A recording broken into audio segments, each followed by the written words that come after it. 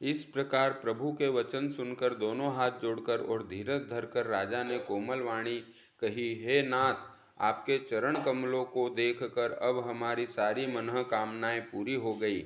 फिर भी मन में एक बड़ी लालसा है, उसका पूरा होना सहज भी है और अत्यंत कठिन भी है।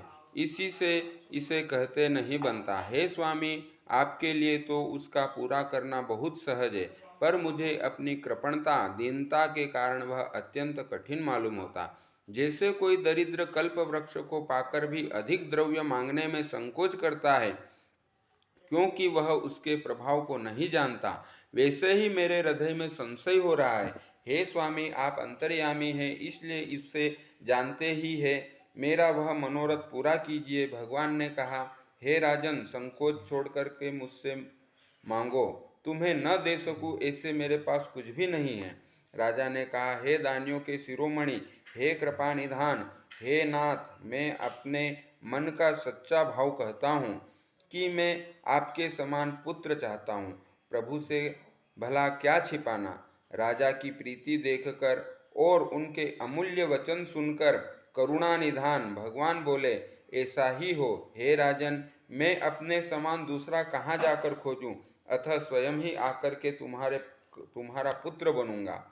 शतरूपा जी को हाथ जोड़कर देखकर भगवान ने कहा, हे देवी, तुम्हारी जो इच्छा हो वर मांग लो। शतरूपा ने कहा, हे नाथ, चतुर राजा ने जो वर मांगा, हे कृपालु, वह मुझे बहुत ही प्रिय लगा, परंतु हे प्रभु, बहुत ढिठाई हो रही है। यद्यपि हे भक्तों का हित करने वाले, वह ढिठाई भी आपको अच्छी ही लगती है। आप ब्रह्मा आदि के भी पिता, उत्पन्न करने वाले, जगत के स्वामी और सबके हृदय के भीतर को जानने वाले ब्रह्म हैं। ऐसा समझने पर मन में संदेह होता है, फिर भी प्रभु ने जो कहा वही प्रमाण सत्य है। मैं तो यह मांगती हूँ कि हे नाथ, आपके जो निज जन हैं, वे जो अलौकिक अखंड पाते हैं और जिस परम गति को प्राप्त होते हैं, हे प्रभु, वही सुख, वही गति, वही भक्ति, वही अपने चरणों में प्रेम, वही ज्ञान और वही सहन रहन सहन कृपा करके हमें दीजिए। रानी कोमल गुण और मनोहर श्रेष्ठ वाक्य रचना सुनकर कृपा के समुद्र भगवान कोमल वचन बोले, तुम्हारे मन में जो कुछ इच्छा है वह सब मैंने तुमको दिया, इसमें कोई संदेह न समझना। हे माता, मेरी कृपा से तुम्हारा अलौकिक ज्ञान कभी नष्ट न होगा। तब मनु भगवान के चरणों की वंदना करके फिर कहा, हे प्रभु, मेरी एक विनती और है। आपके चरणों में मेरी वैसी ही प्रीति हो जैसे पुत्र के लिए पिता की होती है। चाहे मुझे कोई बड़ा भारी मूर्ख ही क्यों न कहे। जैसे मणि के बिना सांप और जल के बिना मछली नहीं रह सकती, वैसे ही मेरा जीवन आपके अधीन है, आपके बिना न रह सके। ऐसा वर मांग कर राजा भगवान के चरण पकड़ रह गए। तब दया के निधान भगवान ने कहा, ऐसा ही हो। अब तुम मेरी आज्ञा मानकर देवराज इंद्र की राजधानी अमरावती में जाकर के वास करो। हे तात, वहां स्वर्ग के बहुत से भोग भोग कर कुछ काल बीत जाने पर तुम अवध के राजा होंगे। तब मैं तुम्हारा पुत्र होऊंगा। इच्छा निर्मित मनुष्य रूप सजकर मैं तुम्हारे घर प्रकट होऊंगा। हे तात, मैं अपने अंशों सहित देह धारण करके भक्तों को सुख देने वाले चरित्र करूंगा। जिन चरित्रों को बड़े भाग्यशाली मनुष्य आदर सहित सुनकर ममता और मद त्याग कर भव सागर से तर जाएंगे, आदि शक्ति यह मेरी स्वरूप भूता माया भी, जिसने जगत को उत्पन्न किया है, अवतार लेगी। इस प्रकार मैं तुम्हारी अभिलाषा पूरी करूंगा। मेरा प्रण सत्य है, सत्य है, सत्य है।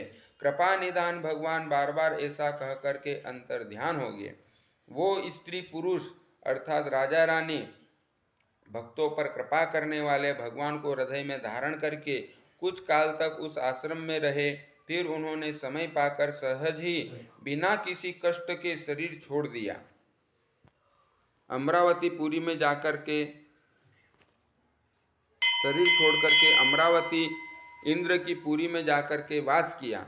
याज्ञवल्क्य जी कहते हैं, हे भरद्वाज, इस अत्यंत पवित्र इतिहास को शिवजी ने पार्वती से कहा था। अब श्री राम के अवतार लेने का दूसरा कारण सुनो। जय श्री कृष्ण। जय श्री कृष्ण। क्या पढ़ रहे हैं? रामायण। रामायण पढ़ रहे हैं? हाँ। अच्छा 22 तारीख से। 22 तारीख से पढ़ रहे हैं? हाँ। कहाँ पे आए हैं अभी? मैं कहाँ पे आए हैं? मैं बता रहा हूँ ना। दम्बार्पणमस्तु मास परायण पांचवा विश्राम।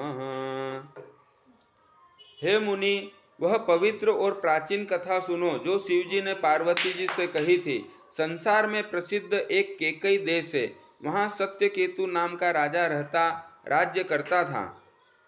वह धर्म की धुरी को धारण करने वाला, नीति की खान, तेजस्वी, प्रतापी, सुशील और बलवान था। उसके दो वीर पुत्र हुए जो सुख गुणों के भंडार और बड़े ही रणधीर थे। वह धर्म की धुरी को धारण करने वाला, नीति की खान, तेजस्वी, प्रतापी, सुशील और बलवान। आपका अपने खाते में लेने में क्या दिक्कत है? मेरे निकलते ही नहीं। ऐसा? निकलते ही नहीं मेरे। अच्छा। मतलब मैंने पेटीएम वेटीएम के डाउनलोड कर ही नहीं रखा। पड़े पड़े सब जमा हो गए, फिर मेरे को जेब से मिलाना पड़ा। नहीं, फिर थोड़ा वो आप उन्हीं को देना तो आपके हिसाब में अच्छा रहेगा। उनको यूँ पता चल जाएगा कि हाँ इनके भी आ रहा है।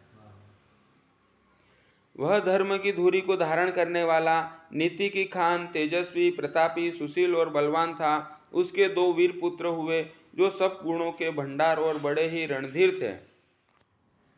राज्य का उत्तराधिकारी जो बड़ा लड़का था उसका नाम प्रताप भानु था। दूसरे पुत्र का नाम अरिमर्दन था जिसकी भुजाओं में अपार बल था और जो युद्ध में पर्वत के समान अटल रहता था। भाई भाई में बड़ा मेल और सब प्रकार के दोषों और छलों से रहित प्रीति थी। राजा ने जेठे पुत्र को राज्य दे दिया और आप भगवान के भजन के लिए वन को चल दिया। जब प्रताप भानु राजा हुआ, देश में उसकी दुहाई फिर गई। वह वेद में बताई हुई विधि के अनुसार उत्तम रीति से प्रजा का पालन करने लगा। उसके राज्य में पाप का कहीं लेश भी नहीं रह गया।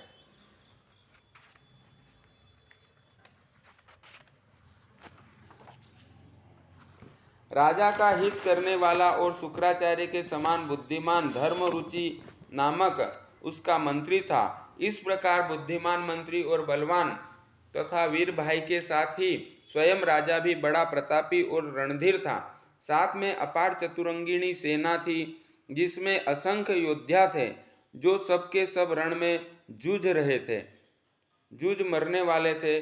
अपनी सेना को देखकर राजा बहुत प्रसन्न हुआ और घमाघम नगाड़े बजने लगे। दिग्विजय के लिए सेना सजाकर वह राजा शुभ दिन मुहूर्त साधकर और डंका बजाकर चला। जहां तहां बहुत सी लड़ाइयाँ हुई। उसने सब राजाओं को बलपूर्वक जीत लिया। अपनी भुजाओं के बल से उसने सातों द्वीपों भूमिखंडों को वश में कर लिया और राजाओं से दंड कर लेकर उन्हें छोड़ दिया। संपूर्ण पृथ्वी मंडल का उस समय प्रताप भानु ही एकमात्र चक्रवर्ती राजा था। संसार भर को अपनी भुजाओं के बल से वश में करके राजा ने अपने नगर में प्रवेश किया। राजा धर्म, अर्थ और काम आदि के सुखों का समयानुसार सेवन करता था। राजा प्रताप भानु का बल पाकर भूमि सुंदर कामधेनु मनचाही वस्तु देने वाली हो गई। उनके राज्य में प्रजा सब प्रकार के दुखों से रहित और सुखी थी और सभी स्त्री पुरुष सुंदर और धर्मात्मा थे। धर्म रुचि मंत्री का श्री हरि के चरणों में प्रेम था। वह राजा के हित के लिए सदा उसको नीति सिखाया करता था। राजा गुरु देवता संत पितर और ब्राह्मण इन सब की सदा सेवा करता रहता था। वेदों में राजाओं के जो धर्म बताए गए हैं, राजा सदा आदर पूर्वक और सुख मानकर उन सब का पालन करता था। प्रतिदिन अनेक प्रकार के दान देता और उत्तम शास्त्र, वेद और पुराण सुनता था। उसके बहुत सी बावलियाँ, कुएं, तालाब, फुलवाड़ियाँ, सुंदर बगीचे, ब्राह्मणों के लिए घर और देवताओं के सुंदर विचित्र मंदिर सब तीर्थों में बनवाए। वेद और पुराणों में जितने प्रकार के यज्ञ कहे गए हैं, राजा ने एक एक करके उन सब यज्ञों को प्रेम सहित हजार हजार बार किया। राजा के हृदय में ऐसी फल की टोह कामना न थी। राजा बड़ा ही बुद्धिमान और ज्ञानी था। वह ज्ञानी राजा कर्म, मन और वाणी से जो कुछ भी धर्म करता था सब प्रकार वासुदेव के अर्पित करके करता था। एक बार वह राजा एक अच्छे घोड़े पर सवार होकर शिकार का सब सामान सजाकर विंध्याचल के घने जंगल में गया और वहां उसने बहुत से उत्तम उत्तम हिरण मारे। राजा ने वन में फिरते हुए एक सूअर को देखा। दांतों के कारण वह ऐसा दिख पड़ता था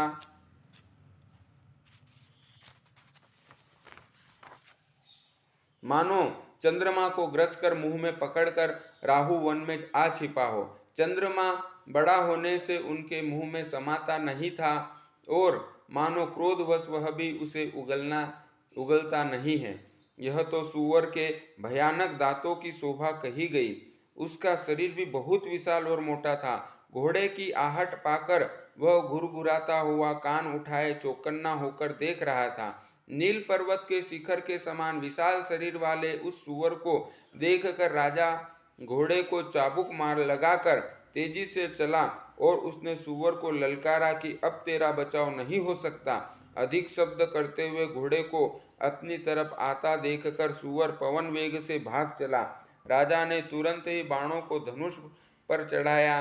सूअर बाण को देखते ही धरती को दुबक गया। राजा तक कर तीर चलाता है परंतु सूअर छल करके शरीर को बचाता जाता है। वह पशु कभी प्रकट होता और कभी छिपता हुआ भागा जाता था और राजा भी क्रोध के वश उसके साथ पीछे लगा चला जाता था। सूअर बहुत दूर ऐसे घने जंगल में चला गया जहां हाथी घोड़े का निबाह गम नहीं था। राजा बिल्कुल अकेला था और वन में क्लेश भी बहुत था। फिर भी राजा ने उस पशु का पीछा नहीं छोड़ा। राजा को बड़ा धैर्यवान देखकर सूअर भागकर पहाड़ की एक गहरी गुफा में जा घुसा। उसमें जाना कठिन देखकर राजा को बहुत पछताकर लौटना पड़ा, पर उस घोर वन में वह रास्ता भूल गया। बहुत परिश्रम करने से थका हुआ और घोड़े समेत भूख प्यास से व्याकुल राजा नदी तालाब खोजता खोजता पानी बिना बेहाल हो गया। वन में फिरते फिरते उसने एक आश्रम देखा। वहां कपट से मुनि का वेश बनाए एक राजा रहता था, जिसका देश राजा प्रताप भानु ने छीन लिया था और जो सेना को छोड़कर युद्ध से भाग गया था। प्रताप भानु का समय अच्छे दिन जानकर और अपना कुछ समय बुरे दिन अनुमान कर उसके मन में बड़ी ग्लानि हुई।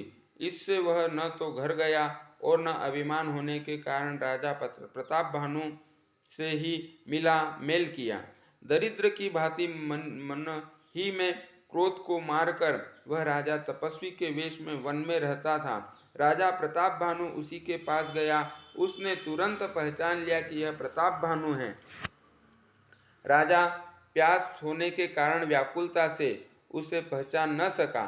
सुंदर वेश देखकर राजा ने उसे महामुनि समझा और घोड़े से उतरकर उसे प्रणाम किया, परंतु बड़ा चतुर होने के कारण राजा ने उसे अपना नाम नहीं बतलाया। राजा को प्यासा देखकर उसने सरोवर दिखला दिया। हर्षित होकर राजा ने घोड़े सहित उसमें स्नान और जलपान किया। सारी थकावट मिट गई। राजा सुखी हो गया। तब तपस्वी उसे अपने आश्रम में ले गया और सूर्यास्त का समय जानकर उसने राजा को बैठने के लिए आसन दिया। फिर वह तपस्वी कोमल वाणी से बोला, तुम कौन हो? सुंदर युवक होकर जीवन की परवाह न करके वन में अकेले क्यों फिर रहे हो? तुम्हारे चक्रवर्ती राजा के से लक्षण देखकर मुझे बड़ी दया आती है। राजा ने कहा, हे मुनीश्वर सुनिए, प्रताप भानु नाम का एक राजा है। मैं उसका मंत्री हूँ। शिकार के लिए फिरते हुए राह भूल गया हूँ। बड़े भाग्य से यहाँ आकर मैंने आपके चरणों का दर्शन पाए हैं। हमें आपका दर्शन दुर्लभ था, इससे जान पड़ता है कुछ भला होने वाला है। मुनि ने कहा, हे तात, अंधेरा हो गया। तुम्हारा नगर यहाँ से 70 योजन पर है। हे सुजान सुनो, घोर अंधेरी रात है, घना जंगल है, रास्ता नहीं है। ऐसा समझकर तुम आज यहीं ठहर जाओ, सवेरा होते ही चले जाना। तुलसीदास जी कहते हैं, जैसे भवितव्यता होनहार होती है वैसी ही सहायता मिल जाती है। या तो वह आप ही उसके पास आती है या उसको वहाँ ले जाती है। हे नाथ, बहुत अच्छा हो। ऐसा कहकर और उसकी आज्ञा सिर चढ़ाकर घोड़े को वृक्ष से बांधकर राजा बैठ गया। राजा ने उसकी बहुत प्रकार से प्रशंसा की और उसके चरणों की वंदना करके अपने भाग्य की सराहना की। फिर सुंदर कोमल वाणी से कहा, हे प्रभो, आपको पिता जानकर मैं ढिठाई करता हूँ। हे मुनीश्वर, मुझे अपना पुत्र और सेवक जानकर अपना नाम धाम विस्तार से बतलाइए। राजा ने उसको नहीं पहचाना, पर वह राजा को पहचान गया था। राजा तो शुद्ध हृदय का था और वह कपट करने में चतुर था। एक तो वेरी, फिर जाति का क्षत्रिय, फिर राजा। वह छल बल से अपना काम बनाना चाहता था। वह शत्रु अपने राज्य सुख को समझ करके स्मरण करके दुखी था। उसकी छाती कुम्हार के आंवे की आग की तरह भीतर ही भीतर सुलग रही थी। राजा के सरल वचन कान से सुनकर अपने वीर को याद कर वह हृदय में हर्षित हुआ। वह कपट में डुबोकर बड़ी युक्ति के साथ कोमल वाणी बोला, अब हमारा नाम भिखारी है, क्योंकि हम निर्धन और अनिकेत घर द्वारहीन हैं। राजा ने कहा, जो आपके सदृश विज्ञान के निधान और सर्वथा अभिमान रहित होते हैं, वे अपने स्वरूप को सदा छिपाए रहते हैं, क्योंकि कुवेश बनाकर रहने में ही सब तरह का कल्याण है। प्रकट संतवेश में मान होने की संभावना है और मान से पतन की। इसी से तो संत और वेद पुकार कर कहते हैं कि परम अकिंचन सर्वथा अहंकार ममता और मान रहित ही भगवान को प्रिय होते हैं। आप सरी के निर्धन भिखारी और ग्रहहीनों को देखकर ब्रह्मा और शिवजी को भी संदेह हो जाता है कि वे वास्तविक संत है या भिखारी। आप जो हो सो हो, अर्थात जो कोई भी हो, मैं आपके चरणों में नमस्कार करता हूँ। हे स्वामी, अब मुझ पर कृपा कीजिए। अपने ऊपर राजा की स्वाभाविक प्रीति और अपने विषय में उसका अधिक विश्वास देखकर सब प्रकार से राजा को अपने वश में करके अधिक स्नेह दिखाता हुआ वह कपट तपस्वी बोला, हे राजन, सुनो, मैं तुमसे सत्य कहता हूँ, मुझे यहाँ रहते हुए बहुत समय बीत गया। अब तक न तो कोई मुझसे मिला और न मैं अपने को किसी पर प्रकट करता हूँ, क्योंकि लोक में प्रतिष्ठा अग्नि के समान है, जो तप रूपी वन को भस्म कर डालती है। तुलसीदास जी कहते हैं, सुंदर वेश देखकर मूढ़ नहीं, मूढ़ तो मूढ़ ही है। चतुर मनुष्य भी धोखा खा जाते हैं। सुंदर मोर को देखो, उसका वचन तो अमृत के समान है और आहार सांप का है। कपट तपस्वी ने कहा, इसी से मैं जगत में छिपकर रहता हूँ। श्री हरि को छोड़कर किसी से कुछ भी प्रयोजन नहीं रखता। प्रभु तो बिना जनाए ही सब जानते हैं। फिर कहो, संसार को रिझाने से क्या सिद्धि मिलेगी? तुम पवित्र और सुंदर बुद्धि वाले हो, इससे मुझे बहुत ही प्यारे हो और तुम्हारी भी मुझ पर प्रीति और विश्वास है। हे तात, अब यदि मैं तुमसे कुछ छिपाता हूँ तो मुझे बहुत ही भयानक दोष लगेगा। जो जो वह तपस्वी उदासीनता की बातें कहता था, त्यों ही त्यों राजा को विश्वास उत्पन्न होता जाता था। जब उस बगुले की तरह ध्यान लगाने वाले कपटी मुनि ने राजा को कर्म, मन और वचन से अपने वश में जाना, तब वह बोला, हे भाई, तुम्हारा नाम एक तनु है। यह सुनकर राजा ने फिर सिर नमाकर कहा, मुझे अपना अत्यंत अनुरागी सेवक जानकर अपने नाम का अर्थ समझाकर कहिए।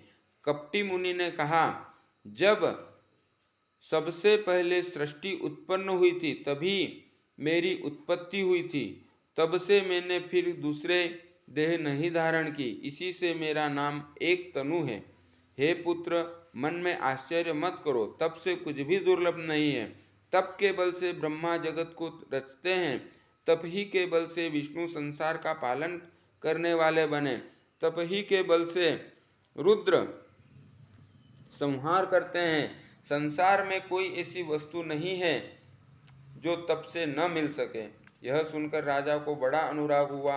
तब वह तपस्वी पुरानी कथा कहने लगा। कर्म, धर्म और अनेकों प्रकार के इतिहास कहकर वह वैराग्य और ज्ञान का निरूपण करने लगा। सृष्टि की उत्पत्ति, पालन, स्थिति और संहार, प्रलय की अपार आश्चर्य भरी कथाएं उसने विस्तार से कही। राजा सुनकर उस तपस्वी के वश में हो गया और तब वह उसे अपना नाम बताने लगा।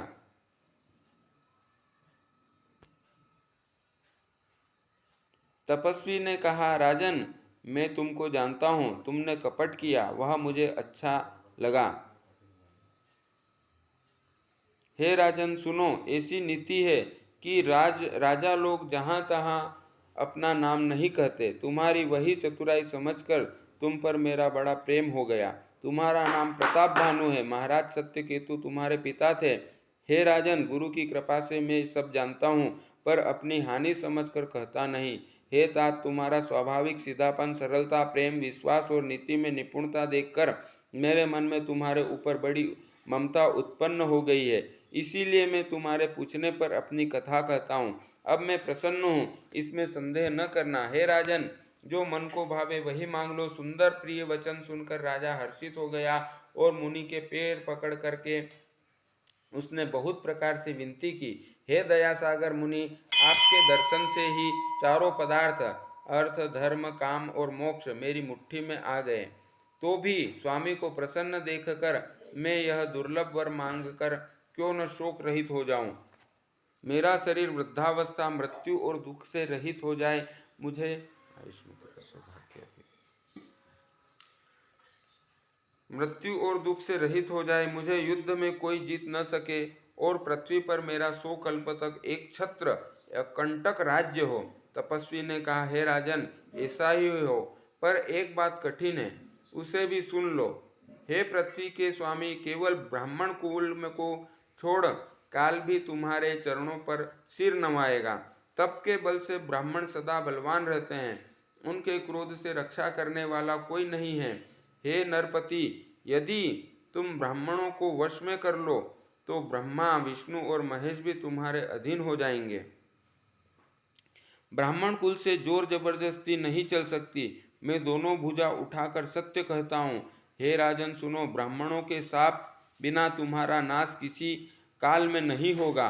राजा उसके वचन सुनकर के बड़ा प्रसन्न हुआ और कहने लगा, हे स्वामी, मेरा नाश अब तक नहीं होगा। हे कृपा निधान प्रभु, आपकी कृपा से मेरा सब कल्याण होगा। एवमस्तु, ऐसा ही हो। कह करके वह कुटिल कपटी मुनि फिर बोला, किंतु तुम मेरे मिलने तथा अपने राह भूल जाने की बात किसी से कहना नहीं। कह दोगे तो तुम्हारा दोष नहीं। हे राजन, मैं तुमको इसलिए मना करता हूँ कि इस प्रसंग को कहने से तुम्हारी बड़ी हानि होगी। छठे कान में यह बात पड़ते ही तुम्हारा नाश हो जाएगा। मेरा यह वचन सत्य जानना। जय श्री कृष्ण।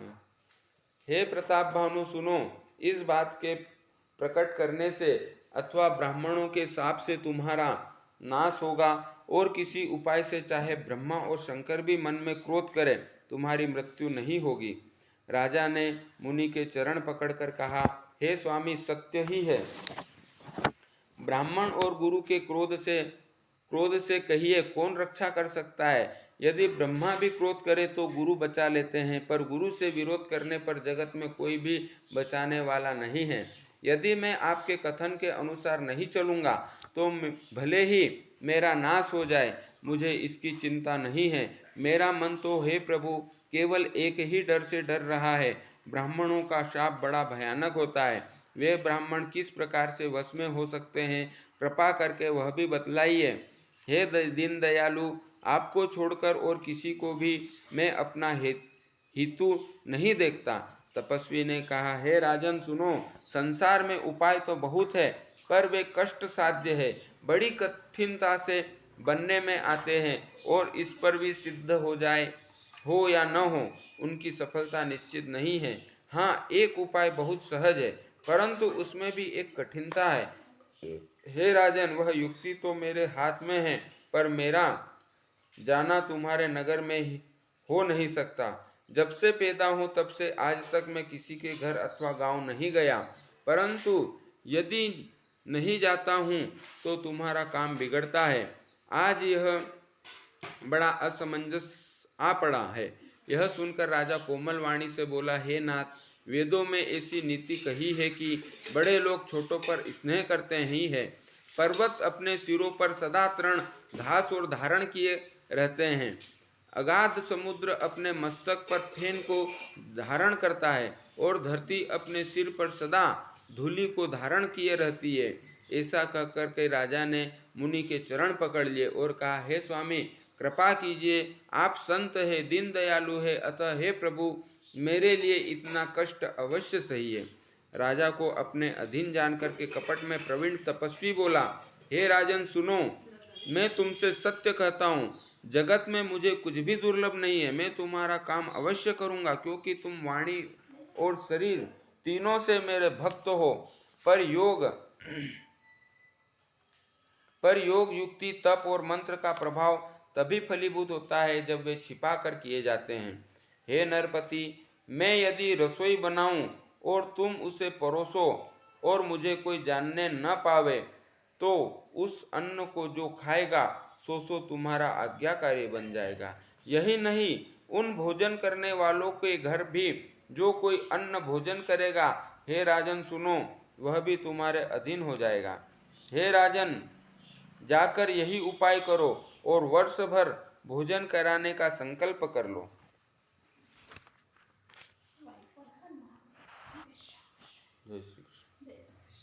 नित्य नए 1,00,000 ब्राह्मणों को कुटुंब सहित निमंत्रित किया करना। मैं तुम्हारे संकल्प से के काल अर्थात 1 वर्ष तक प्रतिदिन भोजन बना दिया करूंगा। हे राजन, इस प्रकार बहुत ही थोड़े परिश्रम से सब ब्राह्मण तुम्हारे वश में हो जाएंगे। ब्राह्मण हवन यज्ञ और सेवा पूजा करेंगे तो उस प्रसंग से देवता भी सहज ही वश में हो जाएंगे। मैं एक और पहचान तुमको बताए देता हूँ कि मैं इस रूप में कभी न आऊँगा। हे राजन, मैं अपनी माया से तुम्हारे पुरोहित को हर लाऊंगा, तप के बल से उसे अपने समान बनाकर 1 वर्ष तक यहाँ रखूंगा। और हे राजन सुनो, मैं उसका रूप बनाकर सब प्रकार से तुम्हारा काम सिद्ध करूंगा। हे राजन, रात बहुत बीत गई है, अब सो जाओ। आज से तीसरे दिन मुझसे तुम्हारी भेंट होगी, तप के बल से मैं घोड़े सहित तुमको सोते ही मैं घर पहुंचा दूंगा। मैं वही पुरोहित का वेश धारण धरकर हो आऊँगा। जब एकांत में तुमको बुलाकर सब कथा सुनाऊंगा, तब तुम मुझे पहचान लेना। राजा ने आज्ञा मानकर शयन किया और वह कपट ज्ञानी आसन पर जा बैठा। राजा थका था, उसे खूब गहरी नींद आ गई, पर वह कपटी कैसे सोता, उसे तो बहुत चिंता हो रही थी। उसी समय वहाँ काल केतु राक्षस आया। जिसने सुअर बनकर राजा को भटकाया था, वह तपस्वी राजा का बड़ा मित्र था और खूब छल प्रपंच जानता था। उसके 100 पुत्र और 10 भाई थे, जो बड़े ही दुष्ट, किसी से न जीते जाने वाले और देवताओं को दुख देने वाले थे। ब्राह्मणों और संतों और देवताओं को दुखी देखकर राजा ने उन सबको पहले ही युद्ध में मार डाला था। उस दुष्ट ने पिछला और याद करके तपस्वी राजा से मिलकर सलाह विचारी षड्यंत्र किया और जिस प्रकार शत्रु का नाश हो वही उपाय रचा। भाविवश राजा प्रताप भानु कुछ भी न समझ सका। तेजस्वी शत्रु अकेला भी हो तो भी उसे छोटा नहीं समझना चाहिए। जिसका सिर मात्र बचा था वह राहु आज तक सूर्य चंद्रमा को दुख देता है। तपस्वी राजा अपने मित्र को देख प्रसन्न हो उठकर मिला और सुखी हुआ। उसने मित्र को सब कथा कह सुनाई। तब राक्षस आनंदित होकर बोला, हे राजन सुनो, जब तुमने मेरे कहने के अनुसार इतना काम कर लिया तो अब मैंने शत्रु को काबू में कर लिया। समझो, तुम अब चिंता त्याग सो रहो। विधाता ने बिना ही दवा के रोग दूर कर दिया है।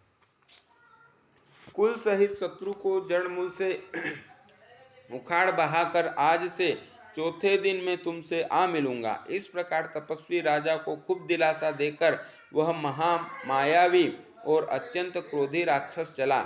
उसने प्रताप भानु राजा को घोड़े सहित क्षण भर में घर पहुंचा दिया। राजा को रानी के पास सुलाकर घोड़े के अच्छी तरह से घुड़सवार में बांध दिया।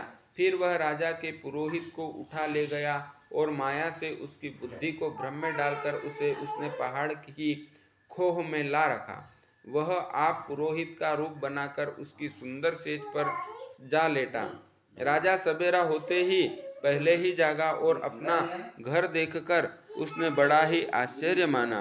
मन में मुनि की महिमा का अनुमान करके वह धीरे से उठा, जिसमें रानी न जान पावे। फिर उसी घोड़े पर चढ़कर वन को चला गया। नगर के किसी भी स्त्री पुरुष ने नहीं जाना। दोपहर बीत जाने पर राजा आया। घर घर उत्सव होने लगे और बधावा बजने लगा। जब राजा ने पुरोहित को देखा तब वह अपने उसी कार्य का स्मरण उसे आश्चर्य से देखने लगा। राजा को 3 दिन युग के समान बीते। उसकी बुद्धि कपटी मुनि के चरणों में लगी रही। निश्चित समय जानकर पुरोहित बना हुआ राक्षस आया और राजा के साथ की हुई गुप्त सलाह के अनुसार उसने अपने सब विचार उसे समझाकर कह दिए।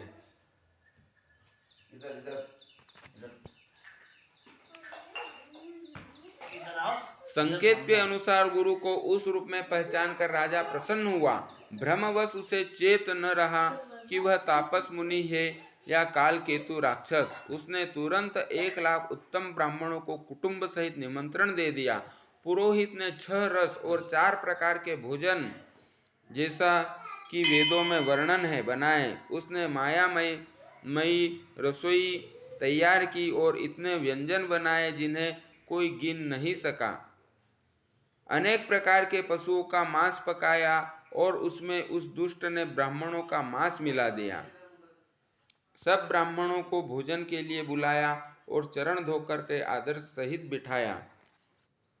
ज्यों ही राजा परोसने लगा, उसी काल केतु कृत आकाशवाणी हुई, हे ब्राह्मणों, उठ उठ करके अपने घर जाओ। यह अन्न मत खाओ, इसके खाने में बड़ी हानि है। रसोई में ब्राह्मणों का मांस बना है। आकाशवाणी का विश्वास मानकर सब ब्राह्मण उठ खड़े हुए। राजा व्याकुल हो गया, परंतु उसकी बुद्धि मोह में भूली हुई थी। होनहारवश उसके मुंह से एक बात भी नहीं निकली। तब ब्राह्मण क्रोध सहित बोल उठे। उन्होंने कुछ भी विचार नहीं किया। अरे मूर्ख राजा, तू जाकर परिवार सहित राक्षस हो। रे नीच क्षत्रिय, तूने तो परिवार सहित ब्राह्मणों को बुलाकर उन्हें नष्ट करना चाहता। ईश्वर ने हमारे धर्म की रक्षा की, अब तू परिवार सहित नष्ट होगा। 1 वर्ष के भीतर तेरा नाश हो जाए। तेरे कुल में कोई पानी देने वाला तक न रहेगा।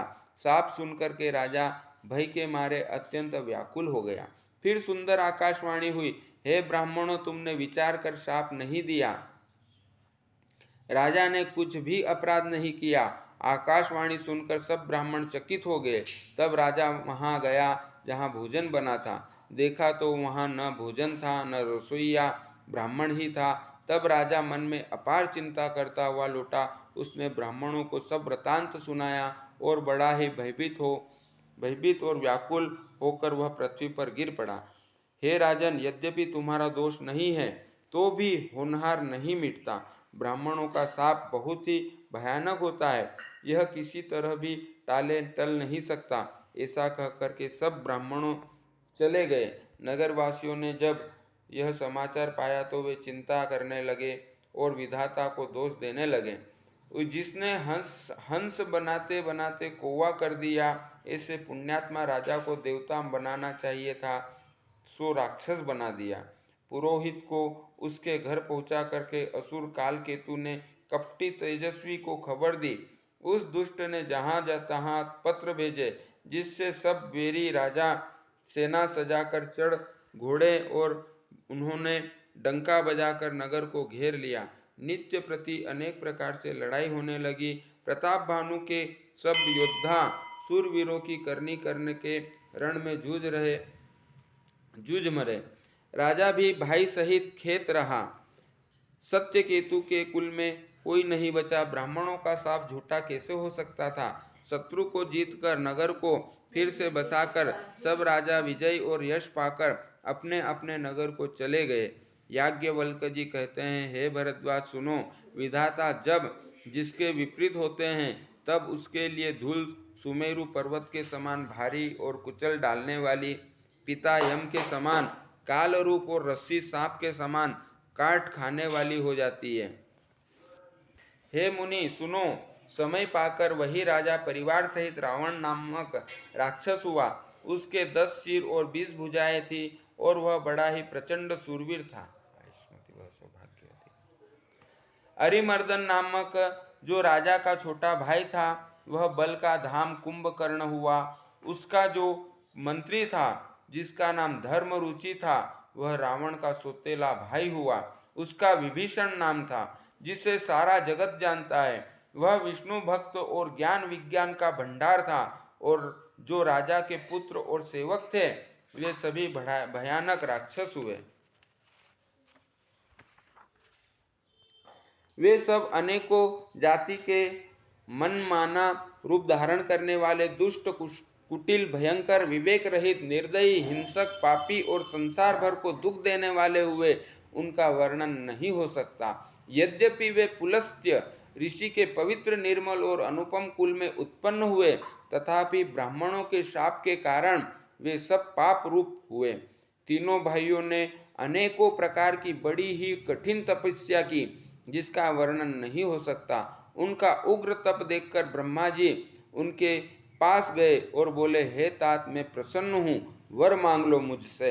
रावण ने विनय करके और चरण पकड़कर कहा, हे जगदीश्वर सुनिए, वानर और मनुष्य इन 2 जातियों को छोड़कर हम और किसी के मारे न मरे, यह आप वर दीजिए।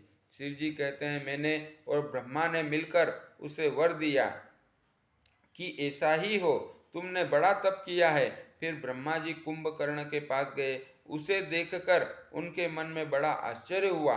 जो यह दुष्ट नित्य आहार करेगा तो सारा संसार ही उजाड़ हो जाएगा। ऐसा विचार कर ब्रह्मा जी ने सरस्वती को प्रेरणा करके उसकी बुद्धि फेर दी जिससे उसने 6 महीने की नींद मांग ली। फिर ब्रह्मा जी विभीषण के पास गए और बोले, हे पुत्र, वर मांगो। उसने भगवान के चरण कमलों में निर्मल निष्काम और अनन्य प्रेम मांगा। उनको वर देकर के ब्रह्मा जी चले गए। वे तीनों भाई हर्षित होकर अपने घर लौट आए।